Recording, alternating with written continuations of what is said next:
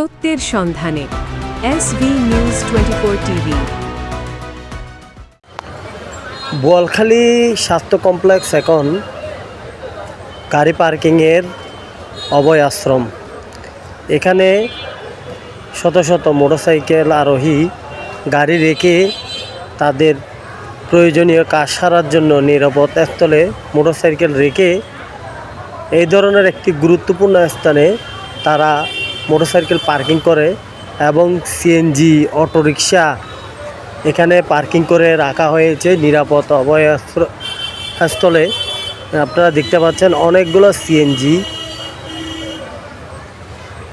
Autorickshaw, সেই সাথে motorcycle আমরা আপনাদেরকে দেখানোর চেষ্টা করছি।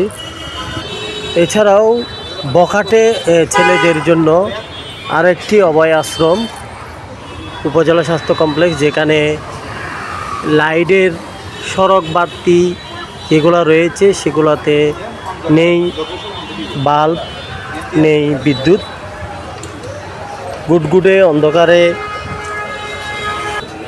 গুটগুটে অন্ধকারে অনেকেই করছে অপকর্ম। আমরা দেখতে পাচ্ছি শত শত মোটরসাইকেল এখানে পার্কিং করে রাখা হয়েছে। এখানে নেই কোনো আলোকসজ্জা, নেই কোনো সড়ক বাতি, গুটগুটে অন্ধকার। অনেক সময় এখানে বখাটিরা অনেক ধরনের অপরাধমূলক কাজে লিপ্ত হয় এবং তারা এই উপজেলা স্বাস্থ্য কমপ্লেক্সকে তাদের নিরাপদ অভয় আশ্রম মনে করে এখানে আড্ডা এবং ঘোরাফেরা করে। সেই সাথে আমরা দেখতে পাচ্ছি উপজেলা স্বাস্থ্য কমপ্লেক্সের বিশেষ করে প্রধান ফটক, সেখানেও অন্ধকার, সেখানে নেই কোনো গেটম্যান। অনেক বখাটে ছেলেরা এখানে এসে ঢুকে বিভিন্ন ধরনের ঘোরাফেরা করে।